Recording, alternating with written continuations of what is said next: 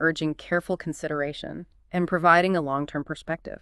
They argue that this approach, with its focus on deliberation and scrutiny, is essential for a democracy, as diverse and complex as India's. That makes a lot of sense. It's like having a second set of eyes, a more seasoned perspective on those crucial decisions that shape the nation. And let's not forget, the Rajya Sabha is also the guardian of federalism, ensuring that the voices of the states are heard loud and clear at the national level. Absolutely. It's about striking that delicate balance between national interests and regional concerns, a balance that's crucial for the smooth functioning of India's democracy. This deep dive is really highlighting the crucial, yet often overlooked role the Rajya Sabha plays. Now, before we move on, I want to circle back to something you mentioned earlier, parliamentary privileges. What exactly are these privileges, and why are they so important in the grand scheme of things? Parliamentary privileges are like a protective shield around the parliament and its members. They're special rights and immunities that ensure the parliament can function effectively and independently, free from undue influence or pressure. So it's about safeguarding the parliament's ability to do its job without fear or favor. Exactly. These privileges are enshrined in the Constitution and are considered essential for upholding the principles of democracy and ensuring that the parliament can freely debate, legislate, and hold the government accountable. Okay, I'm starting to understand why they're so important. But what do these privileges actually look like in practice? Can you give us some concrete examples? These privileges are broadly classified into two categories: collective privileges, enjoyed by each house as a whole, and individual privileges, enjoyed by individual members. Let's start with the collective ones. Okay, what kind of privileges do the houses enjoy as a group? One of the most fundamental collective privileges is the freedom of speech and debate within the parliament. MPs have the right to express their views freely and openly, without fear of legal action, even if their statements are critical of the government or other individuals. It's all about fostering open and robust debate. So it's like a designated safe space for frank discussions where MPs can speak their minds without fear of reprisal? Precisely. This freedom is absolutely crucial for ensuring that diverse viewpoints are heard, that the government is held accountable, and that the legislative process is transparent and robust. Another vital collective privilege is the power to punish individuals for contempt of parliament. Contempt of parliament, what does that entail? It encompasses any action that obstructs the parliament's work, disrespects its authority, or breaches its privileges. Think of it as a way for parliament to protect its own dignity and ensure its processes are respected. It has the power to summon individuals, demand explanations, and even impose penalties for contempt. So it's a way for the parliament to flex its muscles Yeah. and ensure that it's taken seriously. What about those individual privileges? What special rights do individual MPs enjoy? One of the most significant individual privileges is freedom from arrest in civil cases during a parliamentary session and for 40 days, before and after a session. This protects MPs from being harassed or intimidated through legal action while they're carrying out their parliamentary duties. That makes sense. It's about ensuring they can focus on their legislative work without the distraction and pressure of legal proceedings. Exactly. It allows them to represent their constituents and participate in parliamentary debates without fear of undue interference. Another key individual privilege is, of course, freedom of speech within the parliament. We touched upon this earlier when discussing the collective privileges of the House. Right, so they have a platform to speak truth to power, to voice dissent, to challenge the status quo, all without fearing legal repercussions. That's the idea. These privileges are all about empowering MPs to perform their duties effectively and without undue pressure or intimidation. This deep dive is really opening my eyes to the complexities and safeguards built into the Indian parliamentary system. It's a fascinating system, full of checks and balances, procedures, and privileges, all designed to ensure that the parliament can function effectively and represent the will of the people. Well said. Now, I know we've covered a lot of ground. The structure of the parliament, the composition of its two houses, the roles of key players, the legislative process, the budget, financial oversight, the relationship between the Lok Sabha and the Rajya Sabha, and now these parliamentary privileges. It's a lot to take in. It is. But remember, for those UPSC aspirants out there, understanding these intricacies is crucial. It's not just about memorizing facts. It's about grasping the principles, the nuances, the historical context. Exactly. It's about seeing the big picture, understanding how all these pieces fit together to form the grand tapestry of Indian democracy. But we're not done yet, are we? There's more to explore, Red. You bet.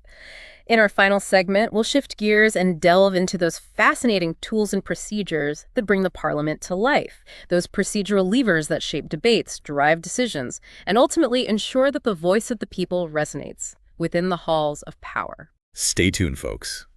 The parliamentary adventure continues. Welcome back to the Deep Dive. We've journeyed through the structure of the Indian Parliament, explored the relationship between the Lok Sabha and Rajya Sabha, and even uncovered those special privileges that safeguard its functioning.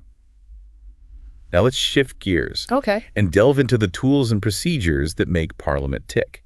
The gears and levers that shape debates, drive decisions, and ensure the voice of the people is heard. It's like peeking behind the curtain to see how the magic happens. You know, it's a great analogy, because without these tools, even with the best intentions, the parliament would be like a ship without a rudder drifting aimlessly. Exactly. So let's open up that parliamentary toolbox and see what we find.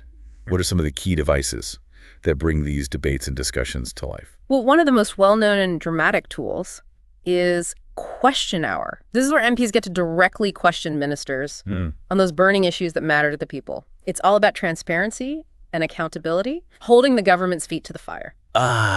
Question hour. It's like those intense courtroom dramas where the defense attorney grills the witness. I could just imagine the tension in the air. You're not far off. During question hour, MPs can ask 3 types of questions. Starred, unstarred, and short notice, starred questions, require an oral answer from the minister, which often opens the floor to follow-up questions. This back and forth can be quite intense, as MPs try to extract information and hold the government accountable. So it's a way to really dig deep and get to the heart of the matter. What about those unstarred questions? Are those less dramatic? Unstarred questions are more about getting information on record. They require written answers from the ministers, which are then made available to all MPs. And then there are those short notice questions, which, as the name suggests, are sprung on the ministers with less than 10 days' notice and are answered orally. It's a way to address urgent issues that pop up unexpectedly. It sounds like question hour is a multifaceted tool, allowing MPs to approach issues from different angles and really keep the government on its toes. It is, and it's one of the cornerstones of India's parliamentary democracy, ensuring that the government remains answerable to the people's representatives. Now, moving beyond questions, another unique feature of the Indian Parliament is 0 hour. 0 hour. That sounds intriguing. Tell me more. 0 hour takes place immediately after question hour, and it's a platform for MPs to raise matters of urgent public importance without any prior notice. It's a chance for those issues that might not have made it onto the regular agenda but demand immediate attention. So it's a way to bring those burning issues to the forefront, those matters that can't wait for the usual bureaucratic processes. Exactly. It's a safety valve, a way for MPs to respond to those unexpected events or pressing concerns that demand the Parliament's immediate attention. Now, shifting gears again beyond questions and 0 hour, the Parliament uses a variety of motions to conduct its business. These motions are formal proposals. Think of them as action items that can be introduced by either the government or individual MPs. They're tools to initiate discussions, propose decisions, or even express disapproval of certain actions or policies. Okay, it's all starting to click now.